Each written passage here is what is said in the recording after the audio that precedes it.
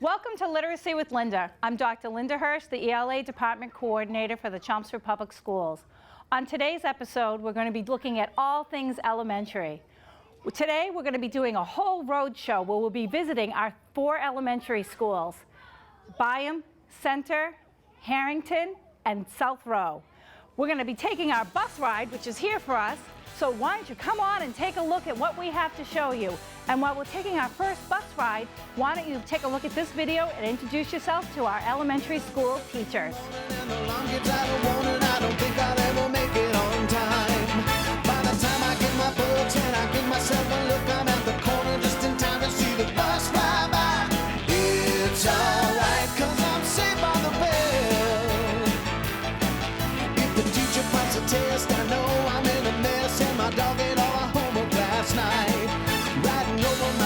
She will know that I'm there. If I can hand it in tomorrow, it'll be alright.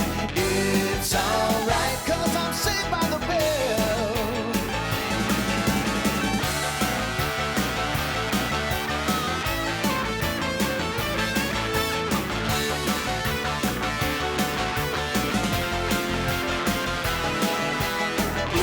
It's alright, 'cause I'm saved by the bell.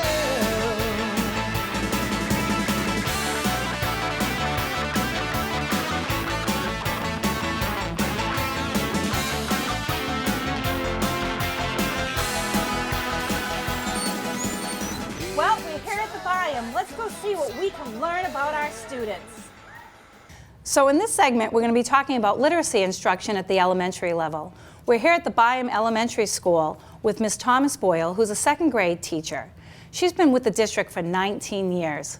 Thank you, Ms. Thomas Boyle, for being here on the show. You're welcome. Thank you for coming to our classroom. So we know there's a lot that goes on with reading instruction. It's a vital, important piece for our students to be able to succeed in school. So can you tell us a little bit about balanced literacy and what that looks like at the elementary level? Sure. Balanced literacy means that the children are being exposed to a lot of different types of text. This could be fiction, nonfiction, poetry, biographies and autobiographies. And an important component of that is when they're working with these texts, they're doing much more than just reading them. The children are exposed to teacher read-alouds and modeling of reading. They'll be working in groups to have literature circles. Some children might be pulled to a small reading group. Other children can be listening to texts on a CD or doing some partner reading or independent reading. And also another important piece to a balanced literacy program is that children are given an opportunity to reflect on what they've been reading, and that could be in the form of a reading response journal or a writing prompt, which is really, specifically related to what they've been reading. Great. And what type of curriculum do you use to support this type of instruction? We're using the Journeys program. And in the Journeys program, each child is given an anthology, which is a collection of different genres of text. And we also have small guided reading books that are related to each of the stories in their anthology. And most schools have a book room that teachers can go to sign out leveled text that they can use with an individual student or a small group of children. And of course, we all have our classroom libraries, which the children love to go to choose their just right books to read. So could you walk us through a typical day of what reading instruction looks like? On a typical day, you would see the teacher teaching and modeling either a grammar or a comprehension or a reading strategy or skill, and then the children would work on that skill either independently. Some children would be pulled to work in a small reading group with the teacher, and other children would be working using any of those components that we talked about as part of a balanced literacy program. That's great. And as you can see, there's all sorts of things for them to read. The classroom is pretty vibrant and exciting. Well, I appreciate you coming on the show, letting us know what's happening in the classroom, giving us this vital information, and inviting us in. This was great. I appreciate it. So what we're going to do now is take a look at what the classroom looks like, what balanced literacy looks like for our students, and take a look at this video. In Miss Thomas Boyle's class at the Byam Elementary School, students work in different stations to learn literacy skills in a balanced reading program. Students can be found working independently at listening stations, on computer programs, or in small groups with their classroom teacher. The purpose of the Balanced Literacy Program is to provide students with a variety of venues to access both fiction and nonfiction texts, and runs on the premise that all students can learn to read and write. This balanced reading approach allows students to receive the individualized teaching approach to their strength and needs in literacy. The Journeys Reading Program supports the balanced literacy approach with leveled readers to help students become strong, independent readers. Oh, hi! We're here at Center. Let's go in. And we're back. We're here at the Center Elementary School to talk about writing at the elementary level. We have Miss Kay Carter, first grade teacher, and Dr. Donna Murray, our writing coach for the district. Thank you, Miss Carter. Thank you, Dr. Murray, for being on the show. So, Miss Carter, if you could tell us a little bit about writing at the elementary level and what that looks like for our viewers. Okay, well, what has happened this year is we now have the, with the Common Core, we have the 3 genres that we have introduced rather than just writing narrative. So what I have done is incorporate that into my writer's workshop routine in the classroom. I'm looking forward to taking some of the things I've learned this year from doing the 3 genres, kind of tweaking it a bit, so I think I do a better job with it next year. And I've incorporated into the routine I usually use. So, you know, at first I was a little skeptical, but they've done very well with the 3 types, and they're very excited to write, and they choose which one they're going to write during writer's workshop. So they're transitioning well into the new standards. They've transitioned better than I have. Yeah, absolutely. Great. And what type of curriculum are you using with them when they go into these new standards? I use the writer's workshop model with the mini lesson, and then for differentiated instruction, they all are working at their own pace, and they, except for the project group that rotates. I also use the 6 traits of writing, so that's incorporated. Tweak that a little bit for the different genres, and I use some of the Journeys writing, I don't know, I guess I call them mini lessons, and the what is it, Fletcher and Portaluppi book, which is one of my favorites for some mini lessons. I use what I learned from conferencing with the kids, what they need, so that I use that for a focus. Which is part of your mini lesson. Yep, and I use the rubrics so I know where I'm headed, what I'm supposed to be aiming for. If that's what they're going to be judged on, I want to make sure they have a good shot at that. So I kind of use that for my goal and to tweak it. Great, so you kind of incorporate all the different Try things to, in yeah, there, juggle right? it all. Right. So, Dr. Murray, can you tell us a little bit about your role as the writing coach for the district at the elementary level? Sure. We've been working, of course, on the 3 types of writing, and I have to say the teachers have embraced it very well, and it's happening in all the classrooms. It is a change, and so we have the 3 different rubrics. So we're looking at, again, the rubric to give the teacher the guide and to give the student the target. That's working well. We're also in the process of picking anchor papers for each of the different types of writing, so teachers will have a good idea of, again, knowing what the target is, so to help the kids to reach it. It's been a fun year for writing. Right. We do. We have a lot of changes coming our way, but it looks like we're incorporating what we know and what we're moving towards and how this is going to work out for our students. Right. We've had a chance to take a look at how our students are doing writing at the elementary level, so we're going to look at a video on how our students are writing. At the Center Elementary School, Ms. Carter's students work in a writer's workshop model to work on their writing pieces in their classroom. The writer's workshop model allows for a mini lesson, student writing time, and authors' sharing of work. Students work on the 3 genres of writing: narrative, information, and opinion writing at a pace that is individualized and provides choice for students to learn the skills necessary for progression in their writing skills. Using a curriculum that incorporates a variety of lessons and exemplar papers, students are able to produce and publish work they can connect to and be proud to share with their peers. Do you believe we're here at the Harrington? Let's go inside and learn about literacy. And we're back. We're here at the Harrington Elementary School to talk about the role of the reading specialists and how they work with elementary school students. Today we have Mrs. Brenda O'Brien, reading specialist, and Mrs. Nancy Belanger, the reading coordinator, here to talk to us about how they work with students. Thank you for being on the show.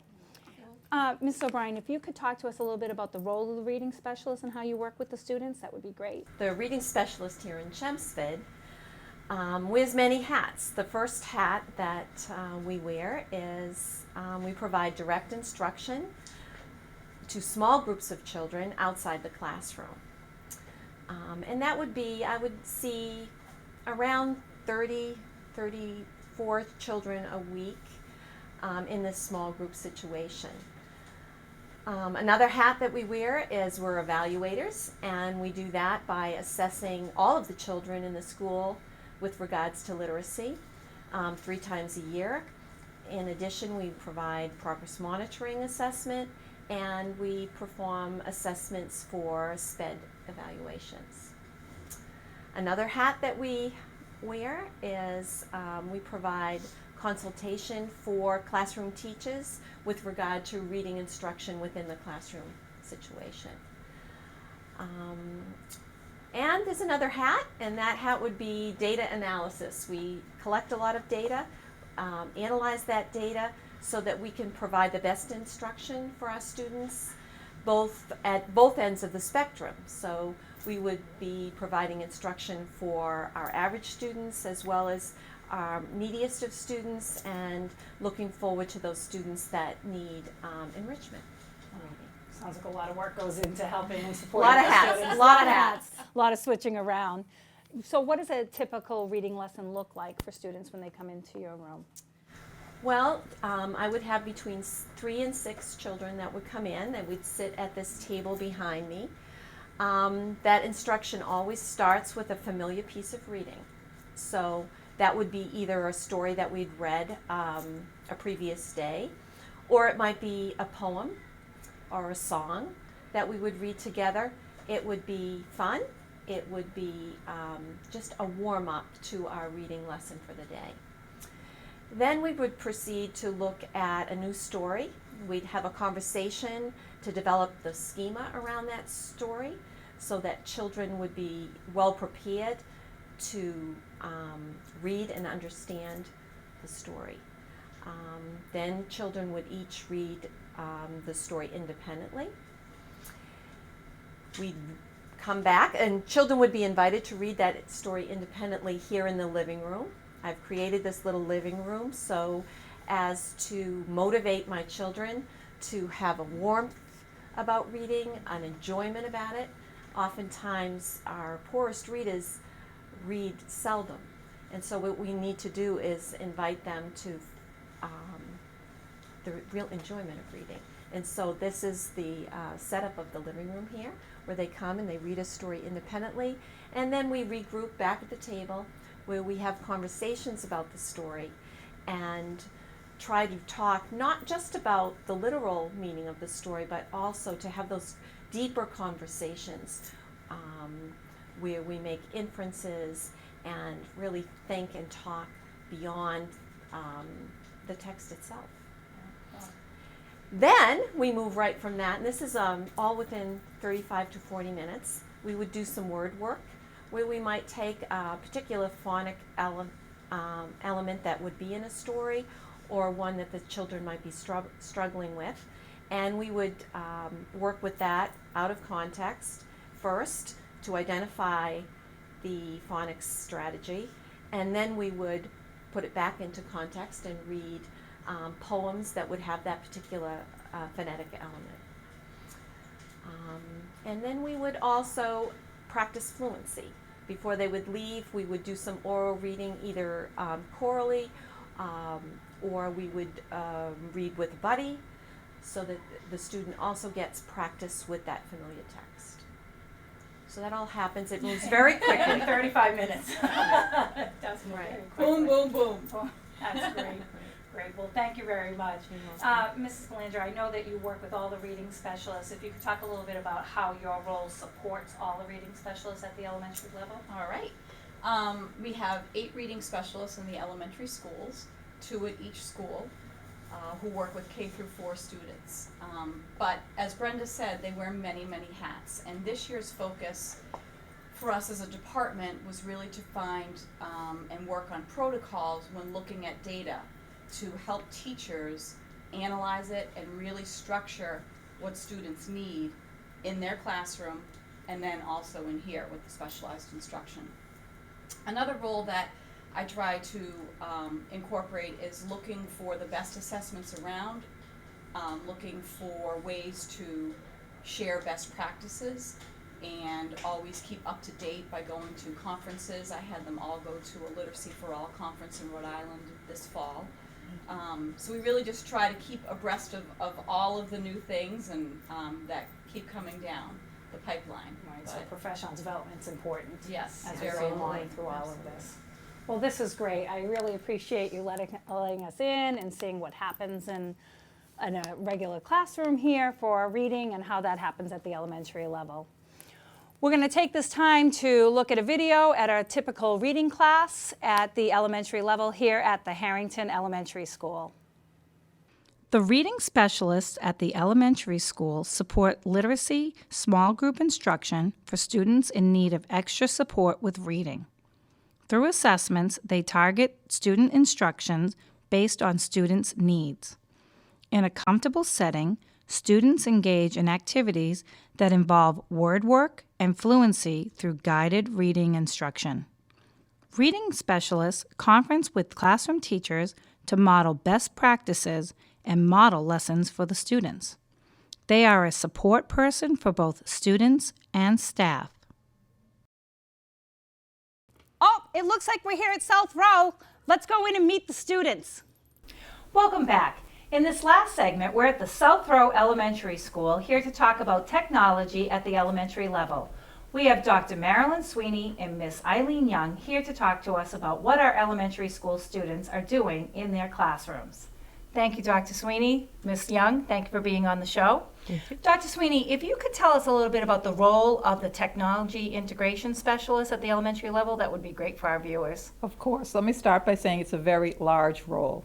Eileen Young is the one elementary technology integration specialist, and she travels all 4 elementary schools.